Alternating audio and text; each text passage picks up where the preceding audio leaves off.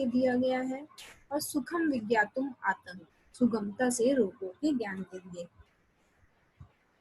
इसमें मुख्य विषय निदान, लक्षण, अरिष्ट और उपद्रव है। रचयिता इनके माधवकर पुत्र इंदुकर हैं। काल 7वीं शताब्दी। माधवकर की कुछ अन्य रचनाएं यहाँ पे दी गई है। आयुर्वेद प्रकाश, कुटमुदगर, पर्याय रत्नमाला, रस कौमुदी, आयुर्वेदीय रस शास्त्र। माधव निदान पर संस्कृत टीका है, जैसे मधुघोष टीका। 2 टीकाकारों का योगदान यहाँ पे है। विजय रक्षित इन्होंने अश्मरी प्रकरण पर टीका की है। श्रीकंठ दत्त शेष भाग पर टीका की है। आतंक दर्पण वाचस्पति द्वारा मधुकोश टीका का आधार बनाकर दिया है। हिंदी टीका विद्यार्थिनी व्याख्या सुदर्शन शास्त्री द्वारा लिखी गई है। शारदा व्याख्या शारदा चरण सेन द्वारा। और सर्वांग सुंदरी लालचंद वैद्य। बहुत ज्यादा फ्रिक्वेंटली पूछा जाने वाला क्वेश्चन यहाँ पे सर्वांग सुंदरी टीका लालचंद वैद्य है। इसके बाद सर्वांग सुंदरा अष्टांग हृदय पर अरुंधति संस्कृत टीका है। विमला मधुधारा आचार्य ब्रह्मानंद त्रिपाठी द्वारा लिखित है। अंग्रेजी टीका डॉक्टर मुलेन वेल्ड द्वारा लिखित है। माधव निदान का योगदान अम्लपित्त, मेदो रोग, योनिकंद, सुतिका रोग, स्तन रोग, क्लीपद, आमवात, परिणामशूल, अंद्रवशूल का प्रथमतः स्वतंत्र रूप से विस्तार से वर्णन किया गया है। गुल्म और सूल रोग का पृथक वर्णन यहाँ में मिलता है। स्त्री रोगों का क्रमशः 6 अध्यायों में उल्लेख किया गया है। ये बहुत इंपॉर्टेंट पॉइंट है। स्त्री रोगों का क्रमशः 6 अध्यायों में उल्लेख किया गया है। ऐश्रगदल, योनि व्यापद, योनिकंद, सुतिका रोग, स्तन रोग और स्तन में दुष्टि निदान। वात व्याधि का वर्णन तो किया है, लेकिन आवरण का वर्णन यहाँ पर नहीं किया है। विजया शब्द का प्रयोग माधवकर ने हरितकी के लिए कहा है। विजया शब्द का प्रयोग माधवकर ने हरितकी के लिए कहा है। इसके बाद माधव का एक इम्पोर्टेंट योगदान आमवात में रहा है। आमवात का डिस्क्रिप्शन यहाँ पे मिलता है। तो सबसे पहले हम निदान की बात करेंगे। निदान में विरुद्ध आहार चेष्टस्य मंदो अग्ने अनिलस्य च स्निग्धं भुक्तवतो है अन्नम व्यायामं कुर्वतस्य वायुनां प्रेरितो है आमं श्लेष्म स्थानं प्रधावति तेन अत्यर्थं विदग्धो असो धमनी प्रतिपद्यते। यहाँ पे परिभाषा की हम बात करेंगे। युगपद कुपितावंत स्त्रिक्त संधि प्रवेशको स्तब्धम च कुरुतो गात्रम आम वातस उच्यते। ये बहुत ज्यादा पूछा जाता है कि युगपद कुपितावंत स्त्रिक्त संधि प्रवेशको किस आचार्य ने किस व्याधि के लिए कहा है। तो ये आम बात के लिए माधव ने कहा है। दुष्ट आमरस का लक्षण वात पित्त कफेर भूया दूषित सो अन्नजो रसः श्रोतांशयभिष्यन्त्यति नाना वर्णो अति पिच्छिला जनयत्यासु दौर्बल्यम दूरम हृदयस्य च व्याधीनाम आश्रयो अति दारुणः। यहाँ पे दुष्ट आमरस के लक्षण में मोस्ट इम्पोर्टेंट पॉइंट है कि इससे दौर्बल्य होता है, शरीर में गुरुता आती है, हृदय के रोग होते हैं, व्याधि नाम आश्रयो अति दारुण, और ये एक अति दारुण व्याधि है। सामान्य लक्षण की बात करेंगे तो अंग मर्दो अरुचिस तृष्णा है, आलस्य गौरवम ज्वर, अपाकसून अंगानाम वातस्य लक्षण।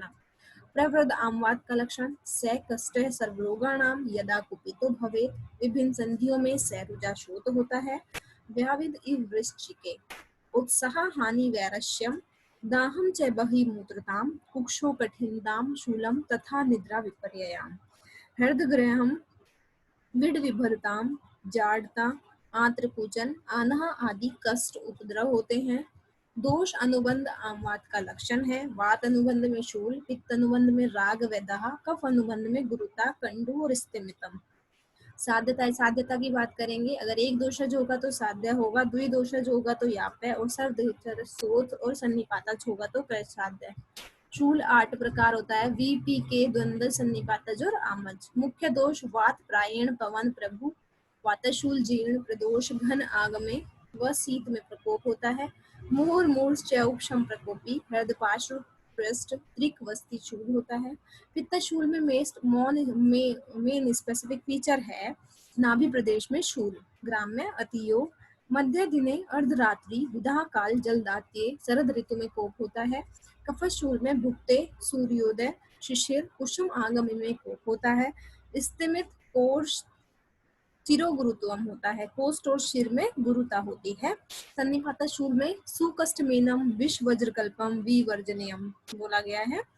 आमशूल में कपलशूल के समान लक्षण दिखाई देते हैं, जैसे आटो, प्रलाश, वमी, आनहा, प्रसेक। इसके बाद हम वात पित्तज की बात करें तो दहा, ज्वर, करो, घोरो। वात कफज में वस्तो, हृद, पार्श्व, पृष्ठे शूलम और कफ पित्तज में कुक्षो है, नाभि, मध्येशु शूलम। ये बहुत इंपॉर्टेंट फीचर्स हैं वात पित्तज, वात कफज और कफ पित्तज के। साध्यता असाध्यता की बात करें तो एक दोषज साध्य होता है, द्विदोषज कष्ट साध्य होता है और सर्वदोष और उपद्रव युक्त असाध्य होता है। परिणाम शूल में भी related to the duodenal ulcer, चिकित्सा इसमें बस्ती की करते हैं। कफ पित्ते समावृत्य शूलकारी भवेद बगली, प्रकुपित वात द्वारा कफ पित्त के आवरण से ये उत्पन्न होता है। भुक्ते जीर्यति यश शूलम तदेव परिणाम जाम, यह शूल भोजन के परिपाक काल में होता है। परिणाम शूल के 7 भेद होते हैं, वी, पी, के, द्वंद्वज और सन्निपातज। असाध्य परिणाम शूल क्षीण, बल, मांस, अग्नि युक्त और सन्निपातज होता है, तो ये असाध्य होता है। असाध्य परिणाम शूल क्या क्या होगा? अगर क्षीण, बल, मांस, अग्नि युक्त हो और सन्निपात हो तो ये असाध्य होता है। इसके बाद अगला पॉइंट है अंध्रवसूल में भी related to the gastric ulcer, चिकित्सा इसमें वमन करते हैं। जीर्णे जीर्यति, यही से श्लोक शुरू होगा। जीर्णे जीर्यति से शुरू होगा तो अंध्रवसूल, और अगर भुक्ते भुक्ते से शुरू होगा तो परिणाम शूल। तो श्लोकांश क्या है? जीर्णे जीर्यते जीर्णे व यशूलम उपजायते पथ्य पथ्य प्रयोगेण विभोजन अभोजनेन च न शमं नियति नियमात् वा अंतमात्रे जरत पित्तम वा अंतमात्रे जरत पित्तम शूलम आसी व्यपोहति। निरंतर शूल बना रहता है, रोगी को आराम नहीं मिलता, किंतु कभी वमन द्वारा दूषित पित्त निकल जाने पर शीघ्र ही शूल बंद हो जाता है। इसके बाद हम नेक्स्ट पॉइंट मेदो रोग का डिस्कस करेंगे। मेदो रोग का निदान जो है वो अव्यायाम, दीवा, स्वप्न, श्लेष्म आहार सेविना, मधुरो अन्नस्य अन्नरसः प्रायः स्नेहान मेद प्रवधयेत्। संप्राप्ति में मेद से आवृत मार्गत्वात् पुष्यन्ति अन्ये न धातवः। मेदस्तु चीयते तस्मात् शक्तः सर्वकर्मसु। लक्षण में क्षुद्र श्वास, दुर्गंध, अल्प प्राणो, अल्प मैथुन। मेद का स्थान उदर और अनुअस्थि।